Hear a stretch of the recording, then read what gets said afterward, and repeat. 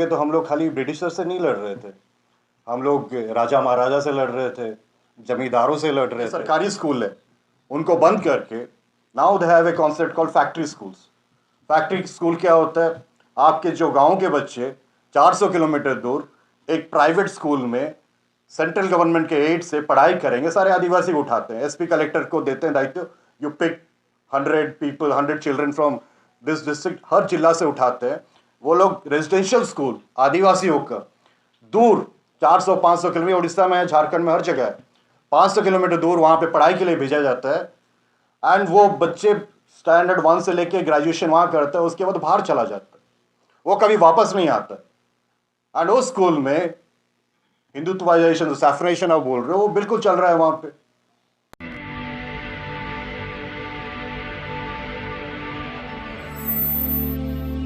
जी सारे professors and कई जगह से आए हुए सारे युवा ही दिख रहे हैं, आप सबका यहाँ पे बहुत बहुत स्वागत है। प्रेस के मेरे मित्र, आपको भी यहाँ पे बहुत बहुत स्वागत है। मैं डॉक्टर जितेंद्र मीना को बहुत बहुत बधाई देना चाहता हूँ कि आपने एक शानदार किताब लिख के हम आदिवासियों के जो भी इतिहास है, चाहे तिलका मांझी जी का हो, संथल का जो रेबेलियन हो, जो कि 1857 के फर्स्ट वॉर ऑफ इंडिपेंडेंस से पहले की बात है, वो सब लोगों तक लेके आए। एंड बिरसा मुंडा जी का सारे आई थिंक 136 एग्जाम्पल्स दिए हो। एंड ये सब चीज़ आप देखोगे, तिलका मांझी जी का या फिर अपना जो संथाल रेबेलियन है, बिरसा मुंडा जी है, हमेशा से हम लोग की लड़ाई जल जंगल ज़मीन के लिए रहा गया है।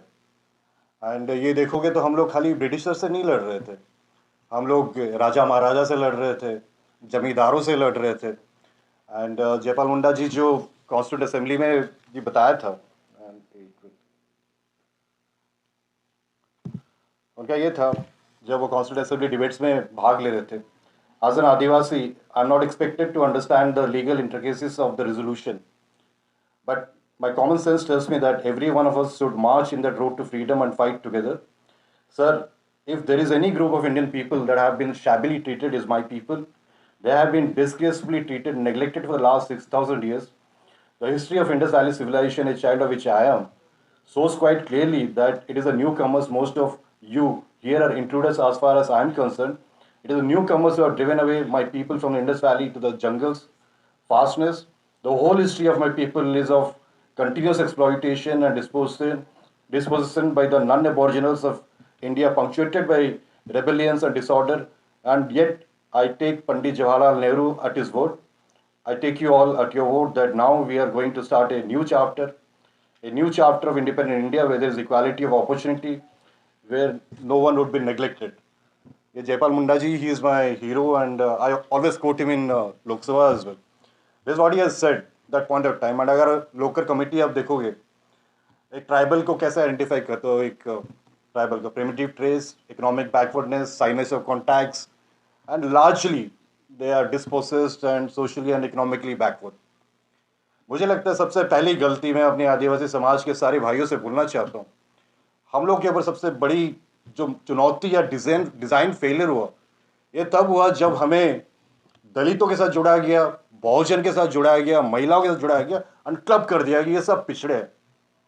हम लोग का जो वजूद है वो डिफरेंट है, वी आर प्रिमिटिव्स, हम जल जंगल जमीन में वासी है। तो देन द एक्ट केम कि SC/ST prevention of atrocity act, then ये suddenly they club tribals with Dalits.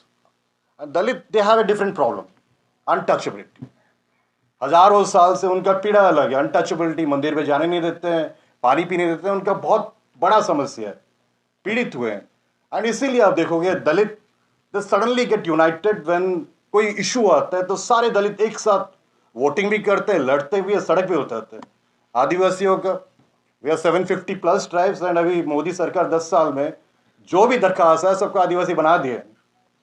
And एक बिल ऐसा भी था जिसमें पार्लियामेंट मैंने हिस्सा लिया था, बोले ये लोग हिमाचल के, आई थिंक कोई ट्राइब है, इतने बंदे जो आदिवासी बनना चाहते हैं, आप आदिवासी का उनको राइट्स दिए, जो बनना नहीं चाहते वो SC है। ये पार्लियामेंट रिकॉर्ड्स में है।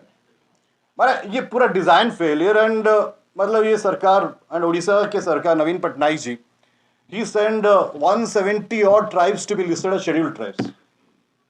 जो गया उनके पास दरखास्त लिखा, सर आदिवासी बना दो, लिख दिए। एंड उसमें से कई सारे को 70 के आसपास ये मोदी जी ने आदिवासी की मान्यता दी है।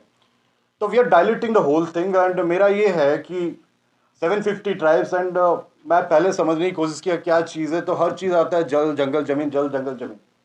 एंड आप देखोगे कांग्रेस की सरकार ने बार बार ये ट्राई किया, आपका जंगल अधिकार का कानून हो, पेसा हो, आपका जो 6 शेड्यूल हो, 5th शेड्यूल हो, ऑटोनोमस डिस्ट्रिक्ट काउंसिल्स हो, हर जगह पे जो गवर्नेंस मॉडल है, we try to give rights to the people. अपने आप लोकली गवर्नेंस करें, कैसे अपना वो कानून बनाया। And we try to make it as much possible कि ट्राइबल्स की आइडेंटिटी, उसका ऑटोनॉमी, उसके कल्चर ये बरकरार रहे। सडनली हम कुछ दिनों में देख रहे हैं जो कानून बहुत सालों से हम लोग बनाते आए हैं, इवॉल्व करते आ रहे हैं, उसको धीरे धीरे करके डाइल्यूट होते जा रहा है। अब फॉरेस्ट राइट्स एक्ट, पेसा, 2006 की बात है जब फॉरेस्ट राइट एक्ट आया था, एंड पेसा अभी तक लागू नहीं हुआ। एंड बहुत दुख की बात है, हमारी राष्ट्रपति मामूई आदिवासी है, उड़ीसा के मुख्यमंत्री आदिवासी है, मोहन चरण मांझी जी। जब विश्व आदिवासी दिवस, इस साल का विश्व आदिवासी दिवस के अवसर पे अपना जो सब आदिवासी सेलिब्रेट करना चाहते हैं, एक जगह है सिजी मालीगढ़ की, उड़ीसा में, मेरे लोकसभा क्षेत्र में आता है। वहाँ धारा 174 जो 144 लगाए हैं, यहाँ बोले कि यहाँ आदिवासी लोग, आप लोग आदिवासी दिवस सेलिब्रेट नहीं कर सकते। एंड ये पार्लियामेंट तो चल नहीं रही है, आप जानते हो, पार्लियामेंट में बोल नहीं पाते हैं लोग, एक बार जा नहीं पाते हैं, वहाँ पे लगे कि कोई भी गया तो अरेस्ट कर देंगे। मसला क्या है? मसला ये है कि एक माइंस है जो उन्होंने फर्जी ग्राम सभा किया, फर्जी ग्राम सभा करके एक दिन में 8 जगह में ग्राम सभा किए, ग्राम सभा से पारित किए, पब्लिक हियरिंग बुलाते हैं, बाहर के लोग ला के आपको वहाँ बिठाते हैं पब्लिक हियरिंग में, ग्राम सभा पास, यहाँ पे सरकार एनवायरमेंट क्लियरेंस दे के वो माइंस को दे देते हैं इनके हवादार। एंड ये 146 सांसद हम लोग से सस्पेंड हुए थे लोकसभा में, MMDR एक्ट को लोग अमेंड किए थे, जिसमें ये कहा गया था कि पहले पब्लिक हियरिंग है, जन सुनवाई नहीं होगा, एनवायरमेंट इम्पैक्ट असेसमेंट नहीं होगा, सोशल इम्पैक्ट असेसमेंट नहीं होगा, पहले आप ऑक्शन करोगे, फिर अदानी, वेदांता, कोई किसी का बारे में नहीं बोलना चाहते, पर सारे यही लोग हैं जो करते आ रहे हैं, ये लोग ले लेंगे उस जगह को, उसके बाद वो प्रोसेस स्टार्ट करेंगे जहाँ पे वो पब्लिक हियरिंग करेंगे, लैंड एक्विजिशन करेंगे। तो ये पूरा चेंज कर दी। अब जो राज्य सरकार का दायित्व है वो पूरा हट गया, अब ये चला गया प्राइवेट पर्सन के पास, वो अपने लोगों को भेजते हैं, ट्राई करते हैं किसी को पैसा देने से, खरीदने का, इस टाइप से चल रहा है धीरे धीरे जितने भी कानून हम लोग कर रहे हैं। एंड एक सबसे इंपॉर्टेंट बात है कि लैंड एक्विजिशन जब भी होता है, मैं स्टैंडिंग कमेटी के भी चेयरमैन हूँ ग्रामीण रूरल डेवलपमेंट पंचायती राज का, जब भी लैंड एक्विजिशन होता है आपका FRA राइट्स को पहले रिकॉग्नाइज करना पड़ेगा। कितने जो FRA के एप्लीकेशन है, IFR का बात करो, CFR तो भूल ही जाओ, IFR होता है individual forest rights, community forest right तो भूल ही जाओ, इंडिविजुअल फॉरेस्ट कितना रिजेक्ट हुए, कम से कम 20 लाख अभी पड़ा हुआ है रिजेक्ट किए। एंड मध्य प्रदेश सरकार ने बोला कि हमें पता भी नहीं किसका रिजेक्शन हुआ है, ये उनका रिप्लाई है ऑनरेबल कोर्ट को।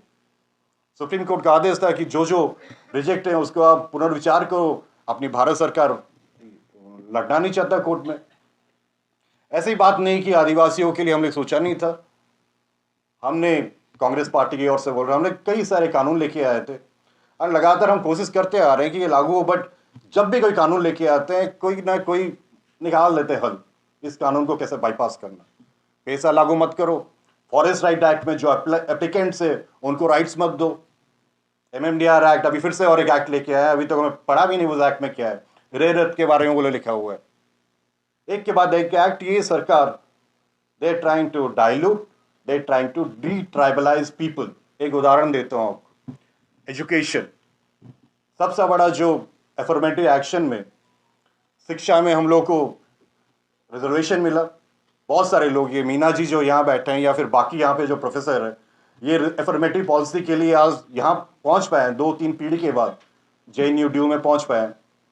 अभी क्या करते हैं, जितने प्राइवेट स्कूल्स है, जितने सरकारी स्कूल है, उनको बंद करके now they have a concept called factory schools.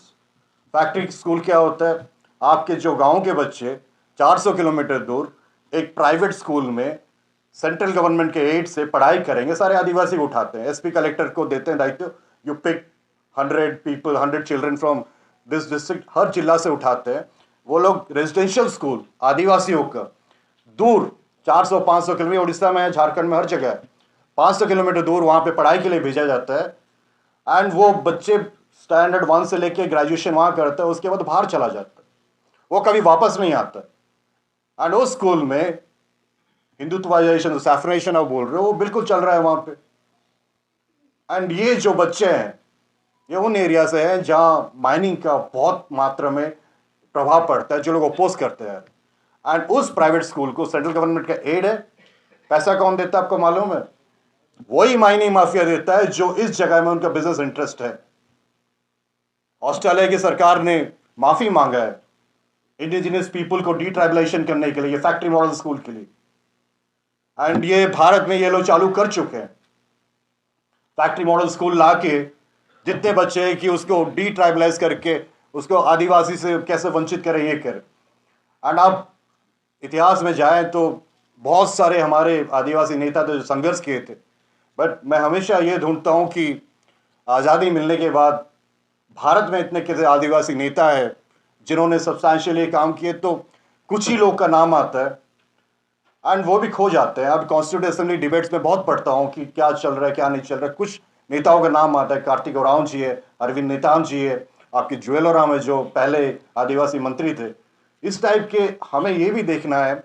समस्या हम लोग का ये है कि हम लोग 750 से ऊपर ट्राइब्स हैं, सबका अलग समस्या। मैं पूरा अब कांग्रेस पार्टी की मतलब जो भी उनकी योगदान से नॉर्थ ईस्ट के इंचार्ज हूँ, जो ट्राइब्स है नॉर्थ ईस्ट में वो पूरा अलग है। मणिपुर में अलग ट्राइब्स, अरुणाचल अलग, मेघालय अलग। जो सेंट्रल इंडिया जाते हैं तो मध्य प्रदेश, बिहार, छत्तीसगढ़, झारखंड, इनका रीति रिवाज अलग। एंड साउथ में जाओगे, अब ग्रेटर निकोबार आइलैंड में जो प्रॉब्लम चल रहा है, लक्षद्वीप में जो प्रॉब्लम चल रहा है, लक्षद्वीप में 95% ट्राइबल्स और मुस्लिम्स। अंडमान निकोबार आइलैंड में जो पोर्ट बनाने की कोशिश कर रहे हैं, हर जगह जहाँ पे भी ये डेवलप करना चाहते हैं आज के दिन में, वो खाली आदिवासी की जगह है। एंड कोई मुस्लिम है, कोई क्रिश्चियन है, कोई हिंदू है। अब झारखंड में जो चल रहा है वो सरनाथ धर्म पालन करना चाहते हैं, वैसे डिमांड की हम कैसे एक अलग रिलीजन कोड लेके आए सेंसस में। ये समस्या इतना आसान नहीं है। एंड अगर हम कोशिश करेंगे सारे आदिवासियों को एक मंच में लेके आए, सबको यूनाइट करें, तो ये हमारी जो इतिहास है, परंपरा है, उसी के हम खंडन करने जा रहे हैं। क्योंकि हमारी खूबसूरती ये, हम सब अलग अलग ट्राइब्स हैं जो अपना संस्कृति, एक कल्चर है, हम कभी एक साथ नहीं आ सकते सिवाय इसका कि सबका जो भी मौलिक अधिकार है, ज़रूरत है, सबको कैसे लेके एक संतुलन बनाए रहे एंड ये ट्राइब्स बसते रहे। मेरे क्षेत्र, लोकसभा क्षेत्र कोरापुट में आप देखोगे कौंधो है, जतापू है, देसिया है, परजा है, सांथाल है, एक क्या भाषा दूसरे समझ में नहीं आता। ये हमारी कल्चर है, ये हमारी इतिहास है। एंड ये बात हमें भी समझना चाहिए कि अगर हम नहीं चाहते कि हमारी संस्कृति, कला ये मिट जाए, लिप्त हो जाए, हमारी भाषा लिप्त हो जाए, तो हमें ये रिसर्च भी करना चाहिए कि हर एक कल्चर में क्या क्या इम्पोर्टेंस है एंड क्या क्या उनके गुणता है। कई जगह पे इनका लिखी भाषा भी नहीं होता है, कि रिटन लैंग्वेज भी नहीं होता है। यही खूबसूरती है। एंड हम जंगल जमीन में, जंगल पहाड़ में रहने वाले हैं, मौज में रहते हैं एंड बहुत अच्छा भी लगता है। तो इसलिए ये सब जगह मैं अगर यहाँ पे भी पूछूंगा आप में से कितने आदिवासी, मुझे नहीं लगता है कि 50% ज़्यादा आदिवासी होंगे आप लोग यहाँ पे। क्योंकि आदिवासी जो होता है वो अपने गांव में रहना ही पसंद करता है। हम अमेरिका गए थे, वापस आ गए, रह नहीं पाए क्योंकि जब पैदा हुआ था माथे में आर लेके पैदा हुआ था, रिजर्व। देख रहे कि आदिवासी आ गया, हम तो मेन स्ट्रीम में घुस गए, रिजर्वेशन के बिना भी घुसे थे, स्कूल के टॉपर थे, बट हमेशा आर का सिंबल माथा में ही रहता है। इन्फोसिस में नौकरी कर रहे थे, वहां पे भी सेम ये रहता है, टाइटल देके समझ जाते हैं आदिवासी है घर, उला का आदिवासी है। एंड पहली बात ये समझते हैं अछूत है घर, ये मेन स्ट्रीम में आने की समस्या है, जबकि सारा संपत्ति देश का हमारा ही है, एवरीथिंग इज आवर्स। बाकी सब तो हमसे ले रहे हैं, हम यही चाहते हैं, डेवलपमेंट के खिलाफ नहीं है हम लोग, जो कानून है उसको तो पालन करो। अभी कल की बात है, एक बिल लेके आए सरकार, जो 30 दिन तक कोई भी मुख्यमंत्री, प्रधानमंत्री तो कभी होंगे नहीं मोदी जी तो उससे परे हैं, मुख्यमंत्री, प्रधानमंत्री, मंत्री कोई भी 30 दिन तक जेल में है, 31वें दिन में वो गायब हो जाएगा। ये किस पे अटैक कर रहे हैं? हेमंत सोरेन जी पे कर रहे हैं। हरा नहीं सकते झारखंड में हम लोग को, कर रहे हैं 30 दिन तक। आप कोई भी एसएचओ, ईडी तो उनका है, बेल ही नहीं मिलता ईडी में, पता नहीं ये क्या कानून है, हम ही लोग बनाए थे शायद। ऐसा कानून है किसी को बेल ही नहीं मिलता। स्टार्ट किए थे, बट उसके बाद ये लोग भाजपा वाले लेके आए, समझ में नहीं आता कि ईडी क्या है। They didn't bring it, I got corrected. But अजीब सा कानून है। और किसको अरेस्ट किया? हमारे बेचारे छत्तीसगढ़ के एक गरीब मंत्री कवासी लखमा, उसे घर में देखोगे तो मुर्गी के अलावा कुछ नहीं है। आप पढ़ो कवासी लखमा कौन है। सुकमा के हैं, विधायक है, शराब मंत्री थे वो, उनको पढ़ना लिखना में ज्यादा आता नहीं है, कुछ लेना देना नहीं है। उसे घर में रेड पड़ा, मैं पूछा क्या मिला, क्या मिलेगा, बकरी है, मुर्गी है, उसके अलावा कुछ मिला ही नहीं है। सामने लेके भी नहीं आ रहा क्या मिला। वो बेचारा 6 महीने से जेल में, वो ईडी के चक्कर में। हमें एक दूसरे के लिए लड़ना पड़ेगा। एंड जब तक हम सब एक साथ नहीं आएंगे, ये चैलेंजेस के बावजूद, हमारे डिजाइन के बावजूद हम सब एक साथ नहीं आएंगे, तो ये डिट्राइबलेशन का जो इनका फंडा है, ये धीरे धीरे धीरे करके लागू कर रहे हैं। जल जंगल जमीन से हमें बेदखल कर रहे हैं, हमारी गांव से उठा के हमें प्राइवेट स्कूल्स में डाल रहे हैं। रिजर्वेशन तो अभी जितना सरकारी इंस्टीट्यूट है सबको प्राइवेटाइज कर रहे हैं। रिजर्वेशन रहेगा कहाँ? सब प्राइवेट हो जाएगा, रिजर्वेशन रहेगा कहाँ? जो हमें 1947 में मिला था रिजर्वेशन, आज के दिन में भी दुख की बात है जुडिशरी में एक भी आदिवासी नहीं है। कोई चीफ जस्टिस में सुना नहीं। एंड बहुत मुश्किल से एक महामहिम राष्ट्रपति हुई है आदिवासी, हम बहुत खुश है, गर्व है उनके लिए। बट उन्हें भी आवाज़ उठानी चाहिए, उनको भी आवाज़ उठानी चाहिए कि आदिवासी समाज पे क्या चल रहा है। जब टाइगर्स की गिनती कम हो गई तो टाइगर का एक सेंसस निकाला कि टाइगर की आबादी कैसे बढ़ाई जाए करके। टाइगर तो बच गए, बट अभी क्या हो रहा है, वो टाइगर रिजर्व के नाम पे आदिवासी बेदखल हो रहा है। मतलब इस सरकार को जानवरों से ज्यादा, आदिवासी से ज्यादा जानवर को प्यार है। कभी पढ़िएगा टाइगर रिजर्व में क्या हो रहा है आज के दिन में। कभी बोलता है कि इट्स ऑल वॉलंटरी, एक भी वॉलंटरी नहीं है। एंड उसमें लैंड एक्विजिशन एक्ट भी अप्लाई नहीं करता है। ऐसे कई सारे उदाहरण हैं। एंड ये तो शुरुआत है, हमें लड़ाई लड़ना है। पहले भी लड़े थे गोरों से, अब लड़ना पड़ेगा चोरों से।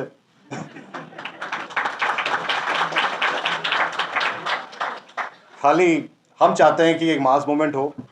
हमारी जो संस्कृति है, हमारे जो डिफरेंट ट्राइब्स है, नॉर्थ ईस्ट से लेके सेंट्रल इंडिया से लेके अपने लक्षद्वीप, अंडमान निकोबार, हर जगह पे आदिवासी भरे पड़े हुए हैं एंड जो कि पीड़ित है।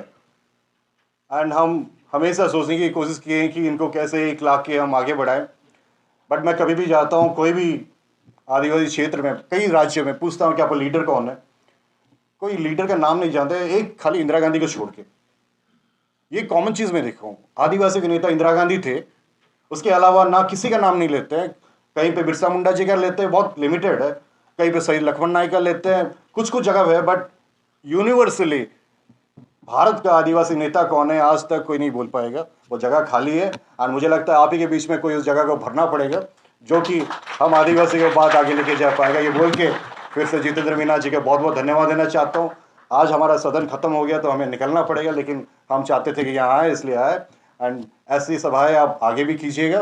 एंड हम चाहते हैं कि ट्राइबल्स के लिए और जागृत कैसे लेके आएँ, कानून को और कैसे मजबूत कर पाएँ, उनको कैसे और एजुकेट कर पाएँ। बहुत सारे आदिवासी जैसे जुडिशरी में आए, लेजिस्लेचर में आए, रिजर्वेशन तो है लेजिस्लेशन में, लेकिन कैसे और सशक्त बन पाए उसके लिए प्रयास करना चाहिए। आप सबका बहुत बहुत धन्यवाद।